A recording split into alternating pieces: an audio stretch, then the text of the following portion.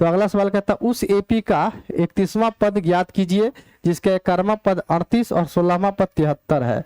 ठीक है, तो यहाँ पे लिखते बच्चों, यहाँ पे लिखेंगे बच्चों प्रश्न से। ठीक है, प्रश्न से क्या दिया है बच्चों, 11वां पद दिया है कितना 38, प्रश्न से T11 बराबर 38, T11 को क्या लिख सकते हैं, तो a plus 10d, a plus 10d बराबर 38, ये समीकरण 1 हो गया।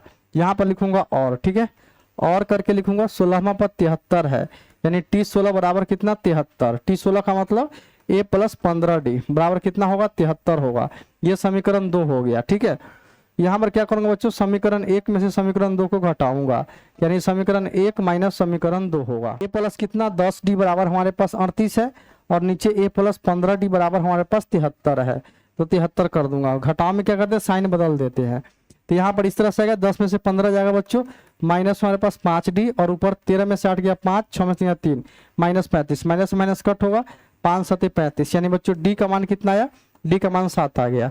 बच्चों d का मान निकल गया तो a का मान भी पता कर सकते हैं, d का मान समीकरण 1 में रखेंगे तो a का मान निकल जाएगा, यानी d का मान समीकरण 1 में रखने पर, d का मान समीकरण 1 में रखने पर, 1 में रखेंगे तो क्या होगा बच्चों, 1 में रखेंगे तो क्या होगा, a प्लस 10 गुना 7 बराबर कितना होगा 38 होगा, 2 7 कितना होता है 70 होता है, यानी 38 माइनस 70, 38 में से 70 जाएगा, 10 में से 8 गया 2, 6 में से 3 गया 3, यानी 32, यानी हमारे पास माइनस में 32 आया, ए निकल गया डी निकल गया। ठीक है, अब हमें 31वां पद ज्ञात करना है बच्चों। 31वां पद कैसे ज्ञात करेंगे, T31। ठीक है, तो T31 क्या लिख सकते हैं बच्चों, T31 को a प्लस 30d लिख सकते हैं। a का मान यहाँ पर कितना आया, a का मान माइनस 32 प्लस में 30, d का मान कितना बच्चों, तो d का मान हमारे पास आया था 7, तो 7 हो गया, यानी माइनस में 32 7 या 21, यानी 210, 210 में से 32 जाएगा तो कितना आएगा, 10 में से 2 जाएगा 8, और यहाँ 0, 10 में से 3 जाएगा तो 7, यहाँ पे 178। ठीक है, यानी 31वां पद बच्चों 178 आएगा,